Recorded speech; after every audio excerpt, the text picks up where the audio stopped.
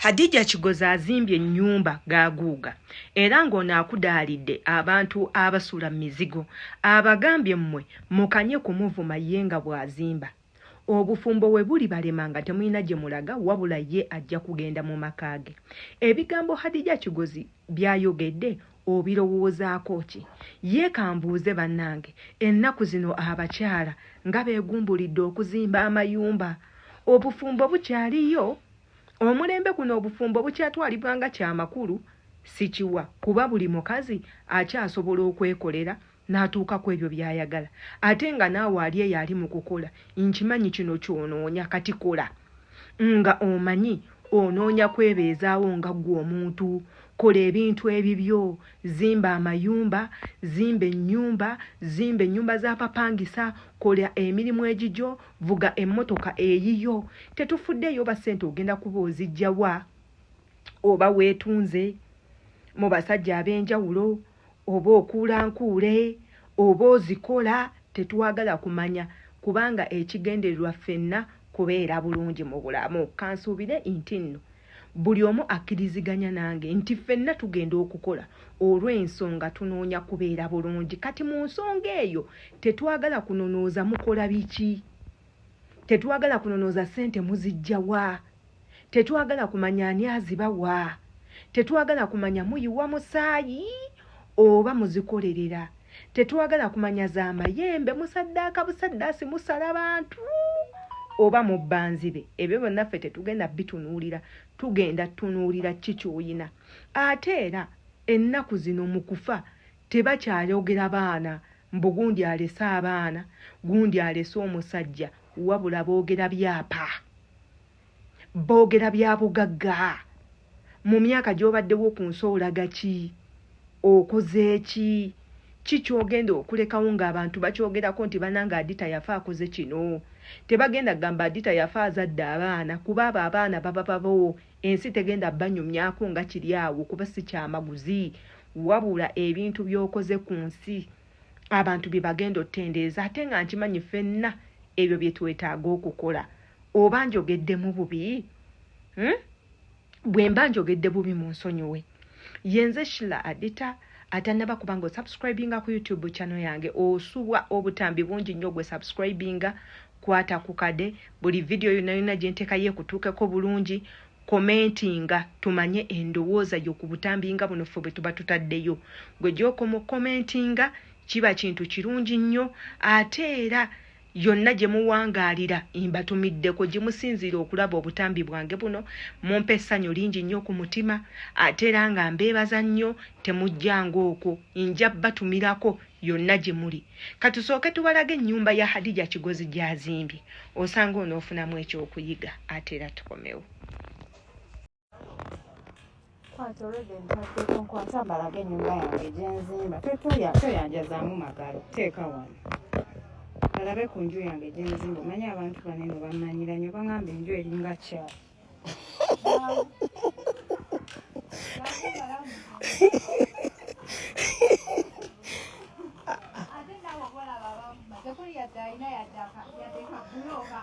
Babeera ku TikTok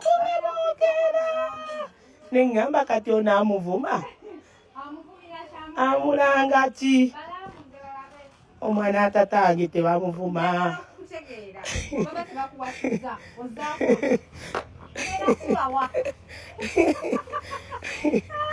Mugiraba eyo tebaliwo kuba bamu tebaliwo bagenze, abalala baawe bali naye kati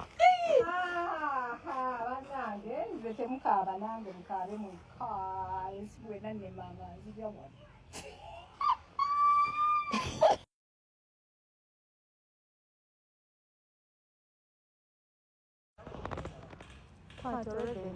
Nkwata mbalage ennyumba yange gye nzimba.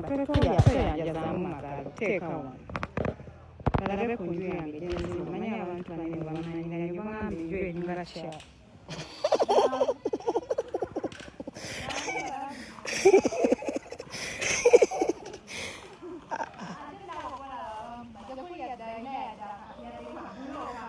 Babeera ku TikTok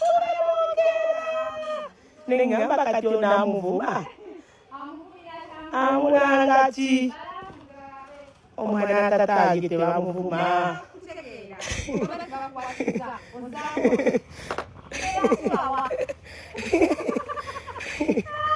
mugiraba eyo tebaliwo kuba bamu tebaliwo bagenze abalala we bali naye kati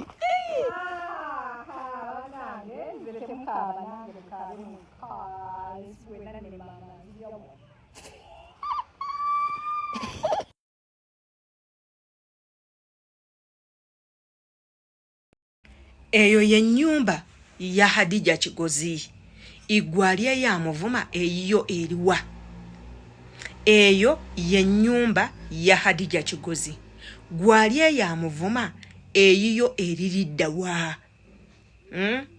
bakazi bannange inga tonna tandika kuwalabula muntu kumujisaamu maaso kumukola byonna byoyagala kwogera ebigambo bitakwatagana sooka ofuneyo ekintu kimu ky'omwegombako ng'ate ky'amakulu funayo ekintu kimu mu bulamu ky'olina okwegomba ku muntu ate nga ky'amakulu tokulembeza bukyayi olw'okuba olabanga oyo omuntu akusinga mu bulamu muno buli muntu alina kyasinga munne bw'oba obadde tokimanyi mu bulamu buno buli muntu alina kyasinga munne Hadija Kigozi oyinza omulaba ku TV zo omulaba ku butambi n'omuwala n'olw'okuba ng'avuga emmotoka ey'ebbeeyi naye nga tomanyi gye yagijja oyinza okumuvuma olw'embeera gye yeetwalamu ennyambala gy'ayambalamu n'omuvuma ebigambo byonna by'oyagala